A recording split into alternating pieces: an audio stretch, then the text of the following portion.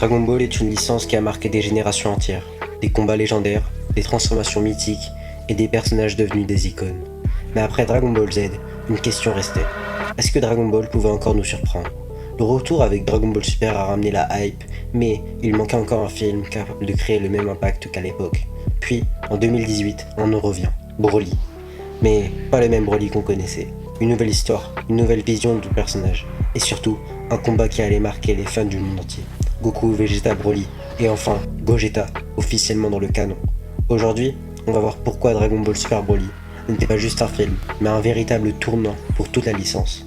Parce qu'après ce film, Dragon Ball n'était plus le même. Mais pour comprendre pourquoi ce film a eu un tel impact, il faut revenir quelques années en arrière. Partie 1, le Dragon Ball qui n'avait plus la même aura. Après ce film, Dragon Ball n'était plus le même. Cette phrase, elle peut paraître exagérée.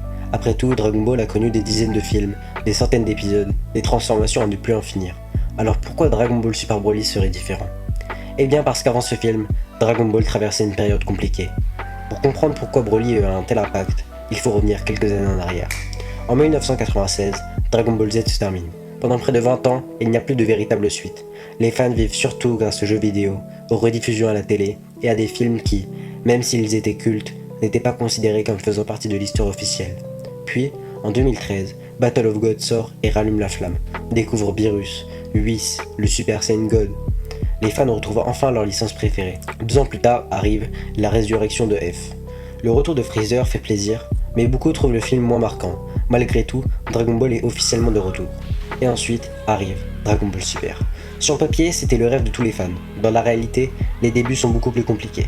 Les premiers arcs reprennent quasiment les films avec une animation qui fait énormément parler d'elle. Certaines scènes deviennent des mèmes sur internet, les dessins sont irréguliers, les combats manquent parfois d'impact, et beaucoup commencent à se demander si Dragon Ball n'a pas perdu quelque chose. Bien sûr, la série finit par se reprendre. Les arcs de Black Goku puis du tournoi du pouvoir redonnent confiance aux fans, l'ultra instinct de Goku devient un phénomène mondial. Mais malgré ça, il manque encore quelque chose. Les anciens films de Dragon Ball Z avaient une identité. Broly, Janemba, Cooler, Bojack. Des antagonistes devenus iconiques. Dragon Ball Super, lui, n'avait pas encore son film. Et c'est là que le nom de Broly commence à revenir. Sauf que ce retour ne rassure pas tout le monde. Parce que le Broly de Dragon Ball Z, c'est probablement le personnage le plus populaire, mais aussi l'un des plus controversés de toute la licence. Pour certains, c'est une machine de guerre inarrêtable. Pour d'autres, c'est juste un mec qui hurle le nom de Kakarot pendant 1 heure. Et c'était ça le problème. Si Toei ramenait exactement le même personnage, le film risquait d'être une simple opération de nostalgie. Mais s'il le changeait trop, les fans allaient crier à la trahison. Autrement dit, il marchait sur une corde raide. Il devait ressusciter l'un des personnages les plus aimés de Dragon Ball, sans décevoir ceux qui l'attendaient depuis plus de 20 ans. Et personne n'imaginait à quel point ils allaient réussir, parce que pour comprendre pourquoi ce film a changé Dragon Ball, il faut d'abord comprendre qui était vraiment Broly et pourquoi son retour était aussi risqué. Partie 2, le retour du monstre. Alors, qui est vraiment Broly? Quand on pense à lui, on imagine tout de suite un colosse de plus de 2 mètres, des muscles dans des muscles, une aura verte qui engloutit tout l'écran et un type qui distribue des droites comme si c'était des prospectus. Mais avant d'être le Broly qu'on connaît aujourd'hui, il y avait celui de 1993. Il faut reconnaître un truc, son entrée dans Dragon Ball est légendaire. A l'époque, Dragon Ball Z est au sommet de sa popularité.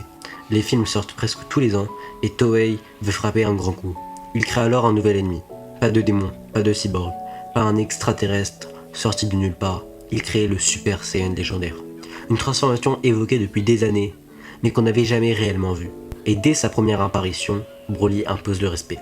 Pendant une bonne partie du film, il est calme, il parle peu, il sourit, il donne presque l'impression d'être gentil. Puis tout bascule, la transformation arrive. Son corps devient gigantesque, ses cheveux passent au vert, sa voix change complètement. Et là, c'est plus un combat, c'est une exécution. Goku, Vegeta, Trunks, Gohan, Piccolo, toute la Team Z se fait annihiler. Et ce qui rend Broly aussi terrifiant, c'est qu'il ne transpire même pas. Le mec s'amuse, il attrape Goku comme un jouet, il encaisse les dégâts sans bouger. Il balance Vegeta dans un mur comme si c'était une canette vide. Et surtout, il dégage une violence qu'on avait rarement vue dans Dragon Ball. Même aujourd'hui, certaines scènes restent iconiques. Le fameux Kakaroto, ou encore le moment où il chope Goku par la tête avant de le traîner comme une montagne. A l'époque, ça choque tout le monde. Résultat, Broly devient instantanément l'un des personnages préférés des fans.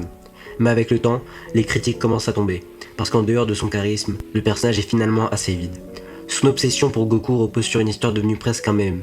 Quand ils étaient bébés, Goku pleurait à côté de lui. Oui. Le plus grand monstre de Dragon Ball déteste Goku parce qu'il pleurait à la maternité. Dit comme ça fait quand même un peu léger. Et le problème ne s'arrête pas là. Les 2 films suivants n'arrangent rien. Dans le retour de Broly, il revient sans réelle explication, puis dans Bio Broly, là ils ont carrément transformé le personnage en espèce de flaque verte géante. Autant vous dire que les fans préfèrent faire comme si ce film n'avait jamais existé. Du coup, quand Toei annonce officiellement le retour de Broly en 2018, les réactions sont partagées. Certains explosent de joie, d'autres se disent s'il revient avec la même histoire que le bébé qui pleure, ça va être une catastrophe. Et c'est précisément là que Dragon Ball surprend tout le monde. Parce qu'au lieu de reprendre le Broly de Z, Akira Toriyama décide de repartir à zéro. Il garde son apparence, sa puissance, son statut de Saiyan exceptionnel, mais il change complètement l'homme derrière le monstre. Cette fois, Broly n'est plus un psychopathe, c'est une victime. À sa naissance, son potentiel est tellement énorme que le roi Vegeta prend peur. Son propre fils, le prince Vegeta, risque un jour d'être dépassé. Alors plutôt que de prendre le moindre risque, il décide d'exiler un nouveau-né. Imaginez 2 secondes, être abandonné sur une planète hostile simplement parce que vous êtes trop fort. Paragus refuse d'abandonner son fils, il part le rejoindre sur Vampa, une planète désertée. Et c'est là que leur enfer commence. Pendant des décennies, ils survivent seuls, sans civilisation, sans entraînement digne de ce nom. Juste un père rongé par la haine, qui élève son fils uniquement dans l'idée de se venger. Et c'est ce qui rend ce nouveau Broly tellement intéressant. Contrairement à l'ancien, il ne cherche pas à souffrir, il ne veut pas détruire l'univers. Au fond, il ne comprend même pas ce qui lui arrive. Chaque fois qu'il se met en colère, sa puissance explose et il perd totalement le contrôle. Il devient une véritable catastrophe naturelle. Pas parce qu'il est mauvais, parce qu'il est incapable de retenir ce qui est en lui. Et c'est exactement ce changement qui va faire toute la différence. Le Broly de Z était un monstre. Le Broly de Super est un personnage. Et c'est cette réécriture qui va permettre au film de faire quelque chose que Dragon Ball n'avait plus réussi depuis très longtemps. Créer un antagoniste qu'on a autant envie de voir gagner que de voir être sauvé. Mais un grand personnage ne suffit pas à faire un grand film. Parce que si Dragon Ball Super Broly est encore considéré comme un chef-d'œuvre aujourd'hui, c'est aussi grâce à quelque chose qui saute aux yeux dès les premières minutes. Son animation.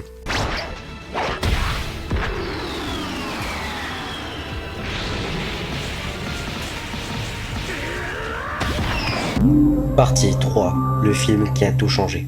Après avoir réussi à réinventer un Broly, il restait encore un énorme défi pour Dragon Ball Super Broly. Parce qu'un bon personnage ne suffit pas à faire un grand film. Il fallait créer une expérience. Et dès les premières minutes, le film montre qu'il ne veut pas faire comme les anciens. Cette fois, Dragon Ball ne cherche pas seulement à enchaîner les transformations et les gros cris. Il veut raconter une vraie histoire. Et ça commence avec un élément que les fans attendaient depuis longtemps. L'histoire des Saiyans. Le film revient sur la planète Vegeta, sur le roi Vegeta, sur l'arrivée de Freezer, et surtout sur le fameux jour où les Saiyans ont été exterminés. Mais au lieu de simplement répéter ce qu'on savait déjà, le film ajoute une nouvelle profondeur. On découvre un Vegeta enfant, un Bardock différent, mais surtout, on comprend mieux pourquoi les Saiyans étaient une race aussi dangereuse. Le film donne enfin l'impression de reconnecter Dragon Ball Super avec l'héritage de Dragon Ball Z. Mais là où Dragon Ball Super Broly explose vraiment les attentes, c'est dans sa réalisation. Parce qu'il y a un élément qui saute aux yeux dès le début, l'animation. Pendant des années, les fans avaient critiqué l'animation de Dragon Ball Super. Mais ici, c'est un autre monde. Le style de Naoshiro Shinpani change complètement l'apparence des personnages.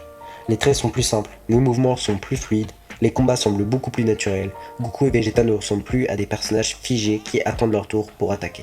Ils bougent, ils esquivent, ils utilisent leur environnement. Chaque coup donne l'impression d'avoir un vrai poids. Et c'est ça qui rend les combats aussi impressionnants. Dans beaucoup d'anciens combats Dragon Ball, la puissance était souvent montrée par des explosions gigantesques. Ici, la puissance est montrée par la vitesse, les mouvements et la violence des impacts. Quand Broly commence à s'adapter au combat, on comprend immédiatement pourquoi tout le monde a peur de lui. Le gars apprend pendant qu'il se bat, au début Vegeta le domine, puis Broly commence à comprendre. Il devient plus rapide, plus fort, plus dangereux, et petit à petit, le combat passe d'un simple affrontement à une catastrophe. Même Goku qui a affronté des ennemis comme Freezer, Cell ou Boo, réalise qu'il est en face de quelque chose de totalement différent. Un Saiyan qui n'a pas besoin de transformation pour devenir monstrueux, juste de la colère. Mais le film ne s'arrête pas là, parce qu'après avoir poussé Goku et Vegeta dans leur dernier retranchement, il sort son arme ultime, la fusion, Gogeta. Et ce moment est historique. Pendant des années, les fans avaient débattu, Gogeta ou Végéto, quelle fusion est la plus forte? Mais cette fois, plus besoin de débat. Gogeta fait officiellement partie de l'histoire principale. Et son arrivée est mise en scène comme un véritable événement. La musique change, l'ambiance change. Même Broly, qui semblait totalement incontrôlable depuis le début, se retrouve enfin face à quelqu'un capable de rivaliser. Le combat final entre Gogeta et Broly devient alors plus qu'un simple échange de coups. C'est une démonstration de ce que Dragon Ball peut faire quand il utilise tout son potentiel. Les transformations s'enchaînent, les couleurs explosent, les dimensions elles-mêmes semblent ne plus supporter leur puissance. On passe d'un combat sur une planète à un affrontement presque abstrait où chaque coup semble pouvoir détruire la réalité. Et c'est exactement pour ça que le film a marqué autant de monde, parce qu'il a réussi à retrouver la sensation qu'on avait avec les grands moments de Dragon Ball Z, tout en proposant quelque chose de nouveau. Dragon Ball Super Broly n'a pas seulement ramené la nostalgie, il a montré que Dragon Ball pouvait encore évoluer. Mais si ce film est encore considéré aujourd'hui comme un tournant majeur, ce n'est pas seulement grâce à son animation ou son combat, c'est parce qu'il a changé l'avenir même de Dragon Ball. Partie 4. Pourquoi ce film a changé Dragon Ball? Après avoir marqué les fans avec son animation incroyable et son combat légendaire entre Gogeta et Broly, le film a réussi quelque chose de beaucoup plus important. Il a changé la direction de Dragon Ball. Parce que Dragon Ball Super Broly, ce n'est pas juste un film avec des grosses attaques et des transformations. C'est un film qui a réparé certains problèmes de la licence.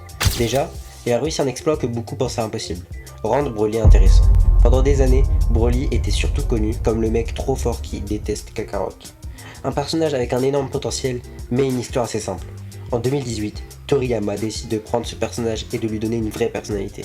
Ce nouveau Broly n'est pas un méchant qui veut détruire l'univers, c'est un Saiyan qui a grandi dans la souffrance, manipulé par son père, incapable de contrôler son propre pouvoir. Et c'est justement ça qui le rend attachant. Pour la première fois, les fans ne veulent pas seulement voir Broly perdre, ils veulent voir ce personnage être compris. Ensuite, le film a aussi changé l'avenir des Saiyans.